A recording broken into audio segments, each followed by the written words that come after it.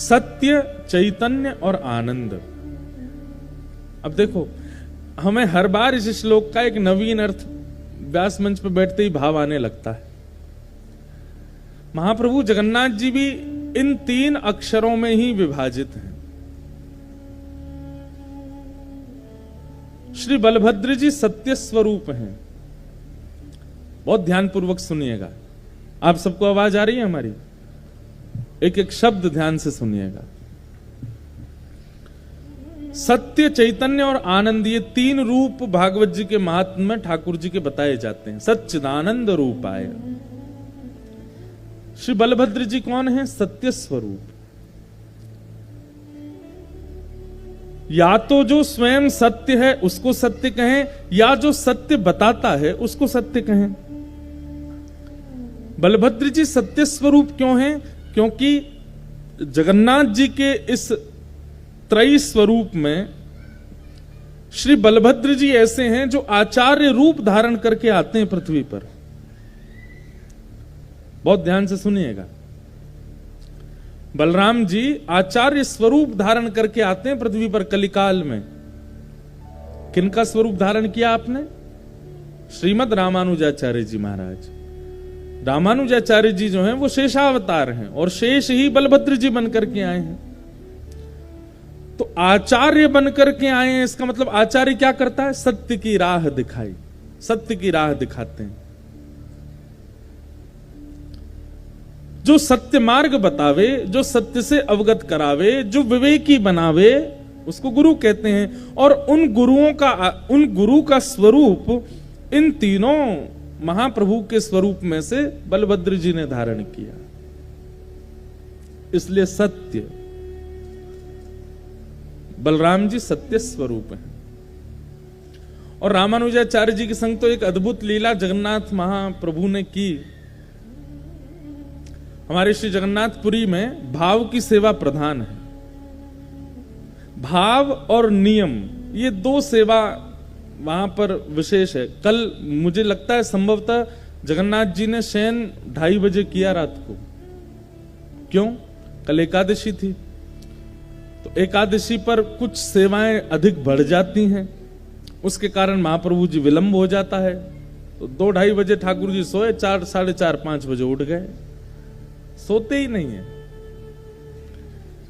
तो वहां नियम से सेवा और भाव की सेवा, ये 2 सेवा प्रधान हैं जगन्नाथपुरी में।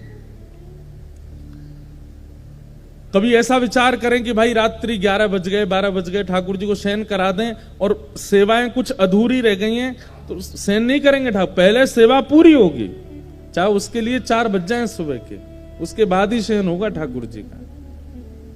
कई बार तो हमें लगता है कि जगन्नाथपुरी में 20-30 मिनट के लिए ही कपाट बंद होते होंगे, फिर खुल जाते होंगे, इतनी देर का ही शयन होता है। भाव की सेवा और नियम की सेवा, ये 2 सेवा विशेष हैं जगन्नाथपुरी में। वैदिक सेवा कहीं ना कहीं इतनी प्रधान नहीं है जगन्नाथपुरी में। और स्पष्ट बात है कि जहां भाव की सेवा प्रारंभ हो जाती है, फिर वहां वैदिक सेवा हो नहीं पाती। वैदिक सेवा समझ रहे हैं?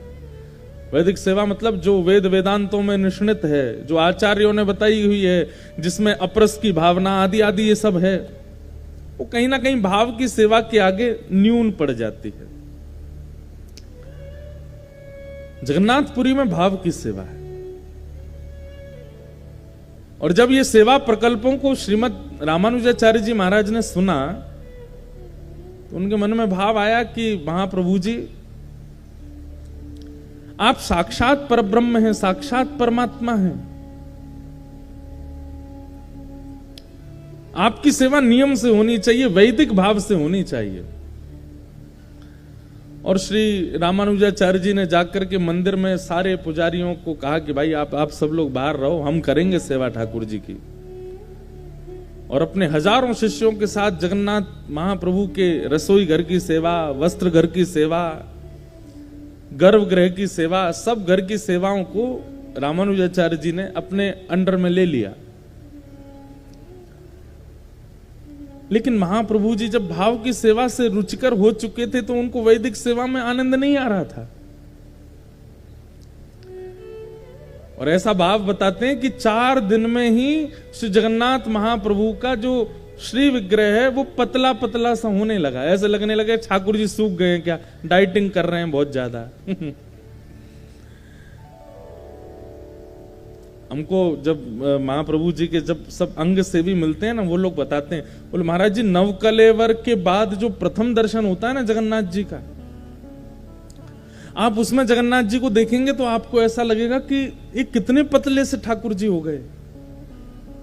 लेकिन बोले जैसे जैसे सेवा होती रहती है श्री महाप्रभु जगन्नाथ जी ऐसा लगने लगता अब थोड़े मोटे हो गए, अब थोड़े ने इनका वजन बढ़ गया है। नव कलेवर के पहले दिन के ठाकुर जी बिल्कुल ऐसे लगेंगे पतले दुबले। तो श्री रामानुजाचार्य जी और सब शिष्यों ने जब सेवा करना प्रारंभ किया तो महाप्रभु जी मानो जैसे अपने भक्तों के विरह में वजन घटा लिया ठाकुर जी ने।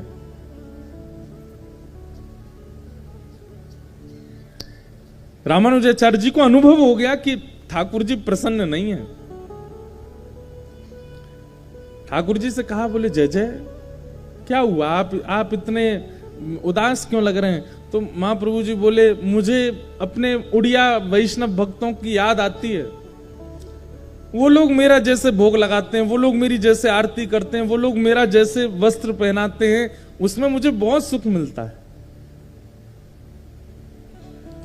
मुझे उसके आगे वैदिक सेवा में रुचि नहीं आ रही है, मुझे वो भाव की सेवा ज्यादा अच्छी लगती है। आप अपने शिष्यों को लेकर चले जाओ, वो उड़िया भक्तों को ही भीतर भेजो, मैं उनसे ही सेवा कराऊंगा अपनी। पर रामानुजाचार्य जी आचार्य हैं और आचार्य के पास ये योग्यता होती कि वो ठाकुर जी को भी डांट देते हैं। रामानुजाचार्य जी बोले चुपचाप सेवा कराते रहिए, कोई भीतर नहीं आएंगे उड़िया भक्त, वैदिक पद्धति से आपकी सेवा होगी। 4 बजे मंगला का मतलब 4 बजे मंगला हो जाएगी और रात्रि 9:30 बजे तक आपका शयन, तो मतलब 9:30 बजे के बाद कुछ नहीं, शयन हो जाएगा। इस पद्धति से भोग बनेगा, इस पद्धति से वस्त्र होंगे, इस पद्धति के आभूषण होंगे। महाप्रभु जी ने पहले निवेदन किया कि आप उनको सेवा में आने दो, लेकिन जब रामानुजाचार्य जी बोले नहीं वैदिक पद्धति से ही होगी, तो ठाकुर जी रात्रि में बलभद्र सुभद्रा जी के साथ बैठे मीटिंग कर रहे हैं। बोले क्या करें, ये रामानुजाचार्य जी को कैसे भेजें यहां से? अरे हमको ये बहुत अच्छे लगते हैं, हमको बहुत प्रिय हैं। अच्छा एक और बात है, बलभद्र जी ही रामानुजाचार्य जी बन के आए तो कितनी मीटिंग करें भीतर, इनको सब पता चल जाता है। तो ठाकुर जी बड़े संकोच में, सुभद्रा जी से कुछ काना फूसी भी करते हैं तो बलराम जी देखते हैं क्या हो रहा है। अब कैसे कहें, यही तो रामानुजाचार्य बन के आए हैं। तभी ठाकुर जी ने भीतर गर्भगृह में तो देख लिया कि यहां काम बनने वाला नहीं है। तभी सामने विराजमान श्री गरुण जी, उनको इशारा किया। अच्छा देखो एक बात, ये तो हम लीला सुंदर करने के लिए ऐसा बोल देते, परंतु ठाकुर जी के तो मन के भाव सब समझ जाते हैं। आप यदि बहुत नियम से सेवा करते हैं तो ऐसा थोड़ी है कान में आके ठाकुर जी आपके बोलेंगे। आपको मनी मन पता लगता रहेगा कि ठाकुर जी क्या चाह रहे हैं, ठाकुर जी ऐसा पाना चाह रहे हैं, ठाकुर जी ऐसा कहना चाह रहे हैं।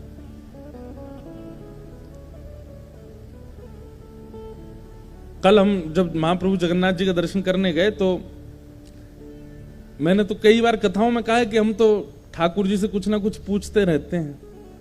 इधर देखो ठाकुर जी आ गए कथा में। तो कथा में लाइट जाए तो समझो ठाकुर जी आ गए।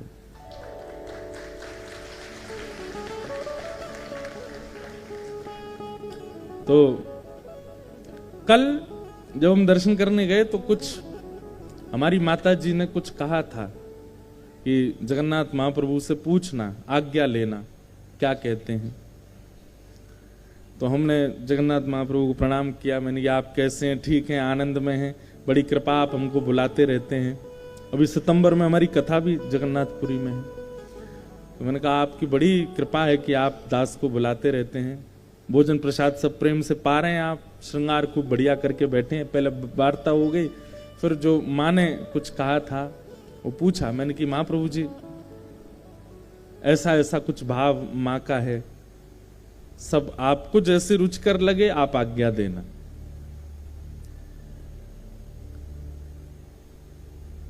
अब मैं बैठा था, कोई आज्ञा तो कुछ दी नहीं उन्होंने, ऐसा कुछ मन में आया नहीं कि ये कह रहे हो कि हाँ ठीक है। इतने में ही वो पंडा पुजारी जी आए, चलो चलो चलो हरि हरि बोलो, हरि हरि बोलो, चलो उठाने लगे। मैंने कहा आपने कुछ संकेत तो दिया नहीं, हम कुछ पूछ रहे थे, उसका एक संकेत, शुभ संकेत तो दे दो। तो मैंने मन में विचार किया कि ये पुजारियों के हाथ में जो डंडी लगी रहती हैं, 2 डंडियां लगी रहती हैं, उसको ऐसे मारते हैं सिर पे। मैंने कहा अगर ये डंडी पड़ी तो समझ जाऊंगा ठाकुर जी मना कर रहे हैं, और अगर कोई ठाकुर जी की प्रसादी माला आ गई तो समझ जाऊंगा हाँ कह रहे हैं। अब बड़ी दुविधा में पड़ जाते हैं कई बार तो, क्योंकि ठाकुर जी बड़े खेलते हैं, ना तो डंडी पड़वाते हैं ना माला ही देते हैं। ले अब तू देख क्या करेगा। तो बस जैसे ही मंदिर से निकलने का भाव आया, अब मैं पीछे मुड़ मुड़ के देखते ही इतने से, एक तो बाहर से देखो इतने ही दिखते हैं, यहाँ के जगन्नाथ जी तो फिर भी इधर वालों को तो दिख रहे होंगे, इधर वालों को तो कैसे इतने ही दिख रहे होंगे। तो मैंने कि संकेत दे दो कुछ। इतने में ही बस कहा ही था, एक पुजारी जी भीतर थे, वो पहचान गए, दौड़ गए, रुको रुको रुको रुको व्यास जी रुको रुको रुको, झोली करो। तो मैं वस्त्र आगे किया, उसमें तुलसी जी पधरा दी और फिर ठाकुर जी के श्री अंग का कमल पधरा दी। लो ऐसे हमारे ठाकुर जी हैं श्री जगन्नाथ जी।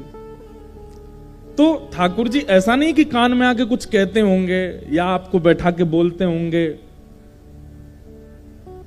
जब आप सेवा में निमग्न हो जाते हैं तो आपको अनुभव ही हो जाता है कि ठाकुर जी क्या संकेत कर रहे हैं, और या फिर इस प्रकार से कुछ ना कुछ संकेत इधर उधर के कर देते हैं। तो ठाकुर जी ने कहा भाई गर्भगृह में तो बलराम जी बैठे हैं, यहां तो मीटिंग करना सब फेल है, लेकिन ये रामानुजाचार्य जी और इनके भक्त यहां से कैसे जाएं? वो बेचारे उड़िया भक्त हमारे बाहर खड़े हैं, वो भीतर कैसे आएंगे? हमको उनकी याद आ रही है। तो जैसे ही प्रातःकाल ब्रह्म मुहूर्त में सबसे पहला महाप्रभु जी का दर्शन करते हैं श्री गरुण जी महाराज, गरुण स्तंभ सामने। गरुण जी बोले जय जय आज्ञा करो। बोले बलराम जी को पता नहीं चलना चाहिए, और ये रामानुजाचार्य जी और इनके जितने शिष्य ये रात में जैसे ही सोवे जामे, आप सोते हुओं को ही अपने पंख पे बिठा करके दक्षिण में छोड़े आओ और द्वार खोल दो बाहर के, हमारे जो उड़िया भक्त हैं उनको भीतर कर दो। अर्धरात्रि का समय, और यहां सब प्रसाद पाकर के शयन के लिए गए थे, और इतने में गरुण जी सब भक्तों को अपनी कमर पर बिठाए, किसी को भी पता नहीं चला। भाई योग निद्रा तो ठाकुर जी करना बहुत अच्छे से जानते हैं। जब कंस के कारागृह में प्रकट हुए तो कंस और सारे दरबान कितनी गहरी नींद में सोए। हमारे यहां वैदिक रूप से कहा भी जाता है ना, या देवी सर्वभूतेषु निद्रा रूपेण संस्थिता। ये निद्रा भी, अगर आपको रात्रि सोए और सीधे सुबह उठे, बीच में एक बार भी आंख नहीं खुलती है, तो उस समय यही सोचना चाहिए कि ये देवी साक्षात निद्रा देवी आई थी आज, इसीलिए अखंड निद्रा आई है। बीच में कईयों को खंडित निद्रा आती है, बीच बीच में उठ जाते हैं, आंख खुल जाती है या कुछ, लेकिन कई लोगों को अखंड निद्रा आती है। अखंड निद्रा का मतलब ऐसा नहीं कि कुछ चोर चोरी कर ले गए तुम उठ ही नहीं पाए। अखंड निद्रा का मतलब ऐसा होता है कि आप डिस्टर्ब नहीं होते, बस एक बार आंख लगी सीधे सुबह उठते हैं। ये भी ठाकुर जी की कृपा से होता है, वो देवी का स्वरूप माना जाता है उस निद्रा को।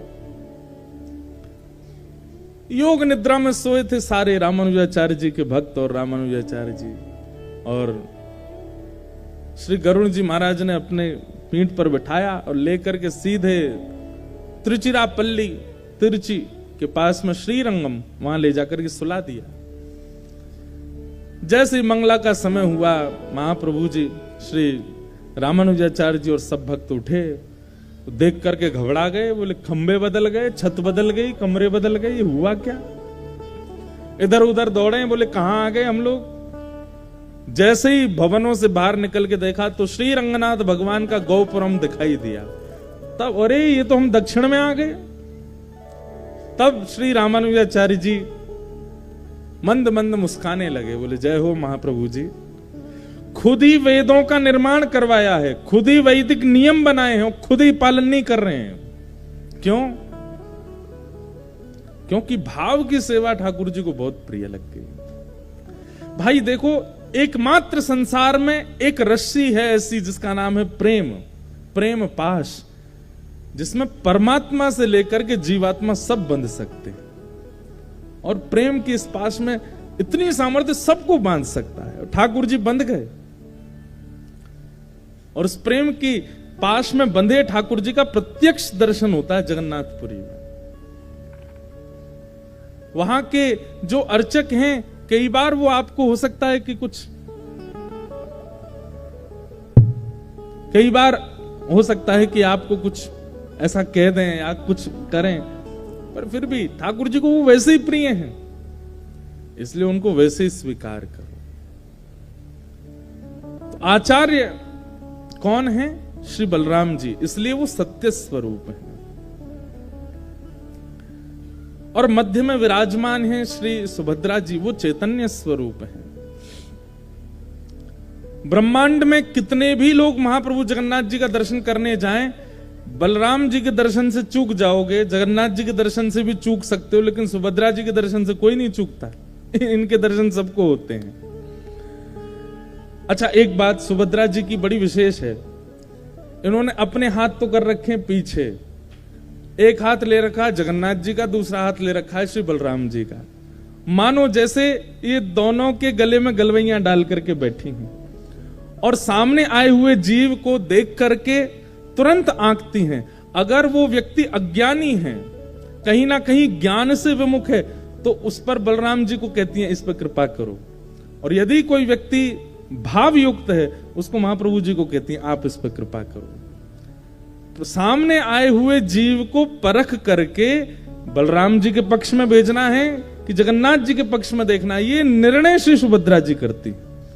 इसलिए सबको दर्शन श्री सुभद्रा जी का होता है, वही चैतन्य है।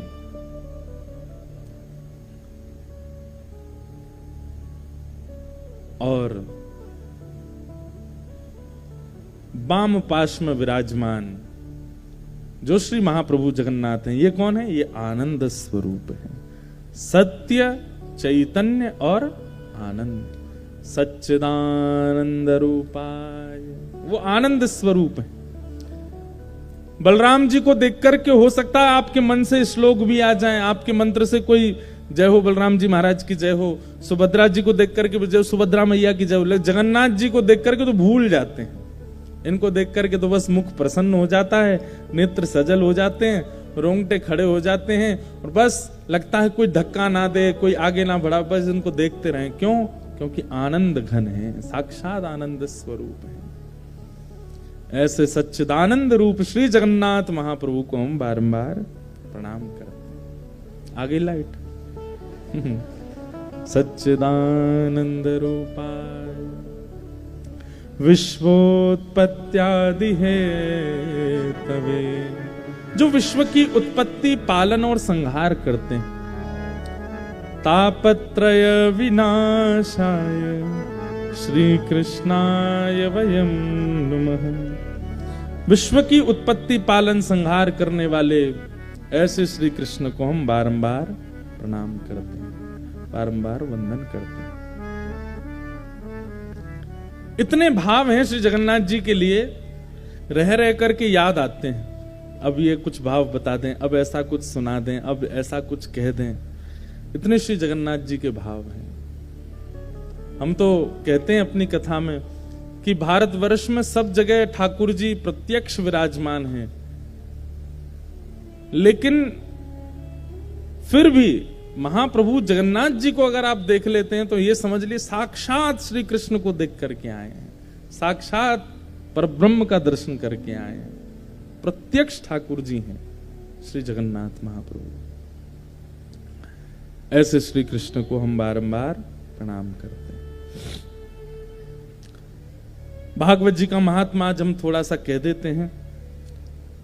नारद जी महाराज पृथ्वी पर भ्रमण कर रहे थे और भ्रमण करते हुए जैसे वृंदावन पहुंचे तो श्री वृंदावन में जाकर के देखा एक युवती है परम सुंदरी, उसकी गोद में 2 वृद्ध हैं। वो युवती साक्षात भक्ति है और उसकी गोद में जो 2 वृद्ध हैं वो उसके पुत्र हैं। एक बात याद रखिएगा,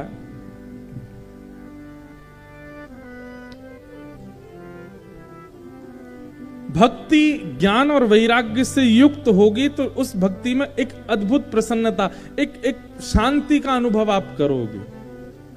कई बार भक्त जीव भी भक्ति को प्राप्त करने के बाद भी कहीं ना कहीं अप्रसन्न सा रहता है।